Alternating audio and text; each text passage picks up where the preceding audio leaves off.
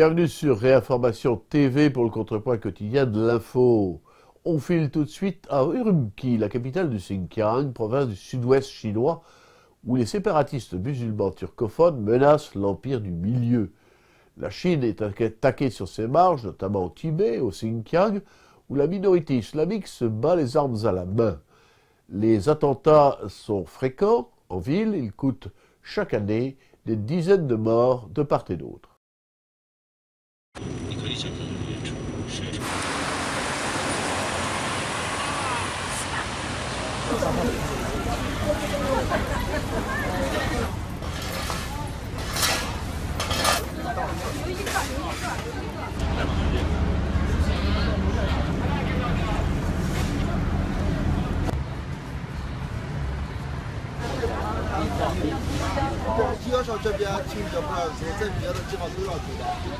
Xinjiang signifie nouvelle frontière. Il n'a été définitivement annexé par Pékin qu'en 1884. Aujourd'hui encore, les 8 millions de Ouïghours, peuple altaïque anciennement nomade, ils sont encore plus nombreux que les Han. Leur langue, proche du turc, leur culture, leur histoire les éloignent de la Chine. De 1933 à 1949, ils ont repris leur indépendance en constituant le Turkestan oriental. La révolte populaire couvre depuis les années 80 et s'enflamme régulièrement. Les principales revendications sont religieuses, car après avoir été notamment manichéens et nestoriens, ces nomades de type mongol se sont convertis à l'islam. Pour tâcher de les amadouer, Pékin a substitué un alphabet arabo-persan à l'alphabet latin. Mais le pouvoir central et les indépendantistes sont engagés dans une lutte à mort. La répression est féroce, elle comprend des exécutions sommaires par balles, autant d'ailleurs que le terrorisme. 29 Chinois ont été tués par les Ouïghours en gare de Kunming cette année à coups de couteau.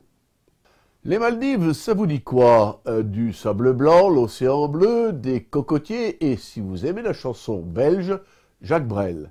Mais c'était avant. Le président Abdullah Yamin Abdul Gayoum a décidé de rétablir la charia pour les enfants coupables de meurtre, c'est-à-dire la peine de mort. Depuis 1953, les enfants n'étaient plus exécutés. Le moratoire est terminé. La grosse tactique maçonne pour permettre aux parlementaires de droite de voter avec la gauche sur les questions éthiques était jusqu'à présent de laisser chacun libre de voter selon sa conscience. Au Canada, on n'a plus besoin de cette ruse, et le président du Parti libéral, Justin Trudeau, a exigé des candidats libéraux aux élections qu'ils se déclarent pour l'avortement. Au nom de la liberté, bien sûr, tant que je serai le patron, les nouveaux parlementaires libéraux voteront toujours pour les droits fondamentaux des femmes. Un libéral doit savoir jouer à la fois Scapin et Tartuffe. Manuel Valls est allé soutenir à Barcelone Martin Schulz, candidat socialiste allemand à la présidence de la Commission européenne. Le Premier ministre, né dans la capitale catalane, a proclamé en meeting sa multi-appartenance, racines barcelonaises, valeurs françaises, avenir bruxellois. Voilà un parfait citoyen européen.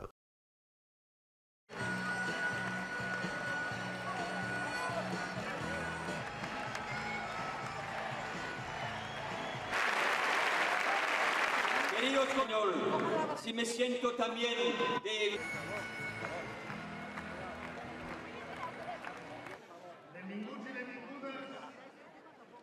Non, mais Nicolas Sarkozy a le droit, évidemment, d'intervenir. Mais précisément, ce qu'il faut changer dimanche prochain, c'est le bilan de Nicolas Sarkozy. C'est lui qui a nommé M. Barroso. Les politiques conservatrices qui ont mené l'Europe à l'échec dans le domaine de la croissance et de l'emploi sont le fait de Nicolas Sarkozy pendant des années et de ses amis. Et c'est ça qu'il faut changer. Il faut aussi le rappeler à Nicolas Sarkozy. Moi, je suis profondément français, patriote, j'ai choisi d'être français, je crois profondément dans les valeurs de mon pays. En même temps, je n'oublie pas mes origines, je suis né ici et je suis aussi profondément européen.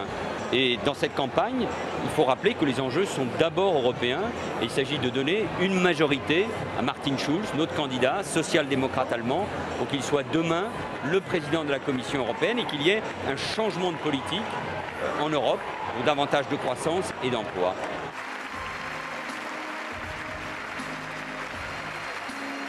Manuel Valls parle espagnol comme une vache française, mais il connaît parfaitement la novlangue de l'Europe mondialiste. Ce faux réfugié antifranquiste se sent bien dans une ville de bobos et de financiers. On a le droit de chérir ses origines, à condition que ce ne soit pas dans son pays d'origine. Il a choisi la France pour ses valeurs, entendez pour 1789, son patriotisme sans la franc-maçonnerie. Il n'a rien à faire de la réalité de l'histoire, ni de la France d'en bas. Il le précise clairement, il ne faut surtout pas parler des problèmes des Français dans cette campagne. L'enjeu est d'abord européen. Les choses se régleront à Bruxelles avec un président socialiste de la Commission. On ne saurait donner une fin de non-recevoir plus claire aux aspirations du peuple français. Ce drôle de citoyen européen se moque tout simplement de la France.